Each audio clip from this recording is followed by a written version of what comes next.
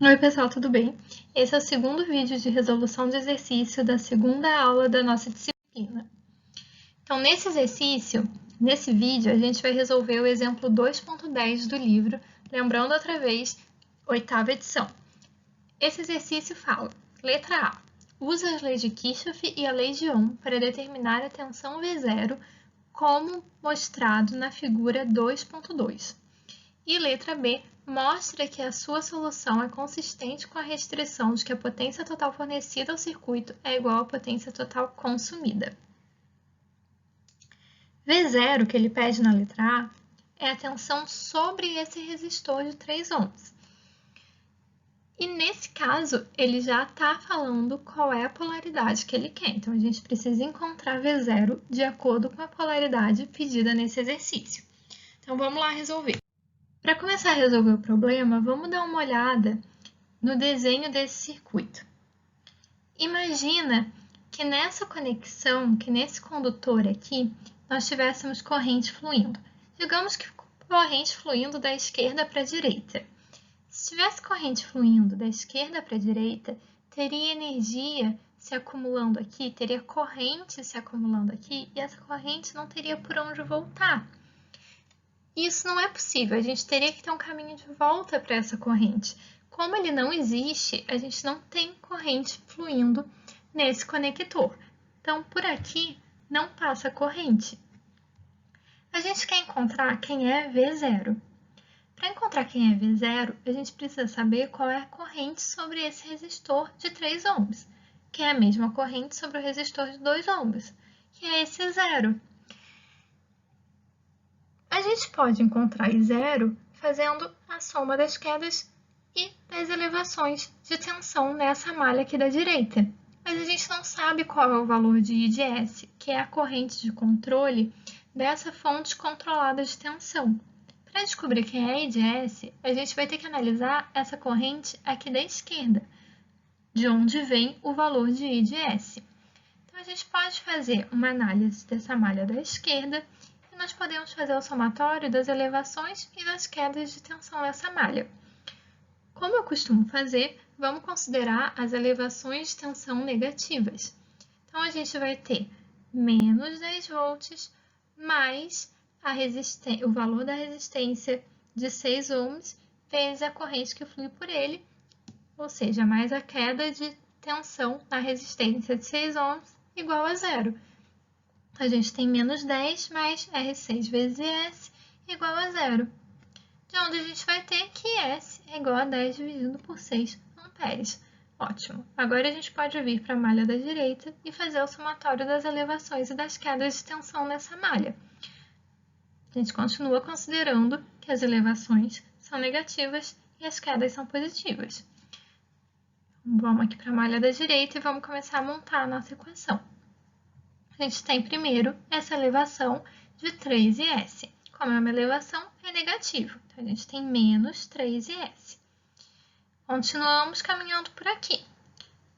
Opa, vamos ter uma queda aqui. Então, a gente vai ter 2 vezes I0. Então, 2 vezes 2, o valor da resistência de 2 ohms, vezes a corrente sobre esse resistor I0 para encontrar a queda de tensão sobre esse resistor. Mais a queda de tensão sobre o resistor de 3 ohms. Então, mais 3 vezes 0, igual a zero. A gente já sabe qual é o valor de IS. Então, podemos substituir ali o 10 sobre 6 para o valor de IS. E com isso, a gente vai conseguir encontrar quem é o valor de I0. Então, a gente vai ter que I0 é igual a 1. Já que a gente tem o valor de I0, a gente pode encontrar quem é o valor de V0, já que V0 vai ser igual a 3 vezes I0. Então, calculando I0, nós temos V0 igual a 3 vezes igual a I0 vezes R3, que é igual a 1 vezes 3, 3 volts. E por último, vamos mostrar que a solução é consistente com a restrição de que a potência total fornecida ao circuito é igual à potência total consumida. Então, para isso, a gente só precisa calcular qual é a potência ou fornecida ou consumida em cada um dos elementos desse circuito.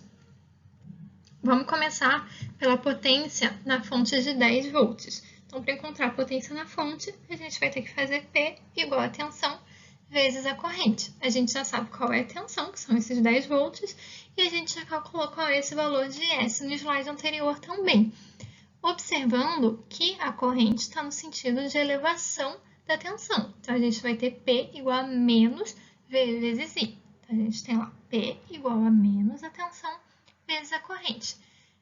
A tensão 10 volts, corrente o 10 sobre 6 que a gente encontrou para IS no slide anterior. Então, menos 100 sobre 6 watts. Potência na fonte de 3 IS. Mesma coisa, a gente vai fazer potência igual a tensão vezes a corrente, e outra vez a corrente está no sentido de elevação da tensão. Então, também vai ser P igual a menos V vezes I. Então, P vai ser igual a menos 3IS. 3IS é o valor da tensão nessa fonte controlada, vezes I0, que é a corrente que flui por ela. Então, menos 3 vezes 10 sobre 6, que é o valor de IS, vezes 1, que é o valor de I0, igual a menos 5 watts. Em seguida, a gente vai para a potência na resistência de 6 ohms. Então, qual é a potência nesse resistor de 6 ohms? A gente pode calcular P como R I ao quadrado.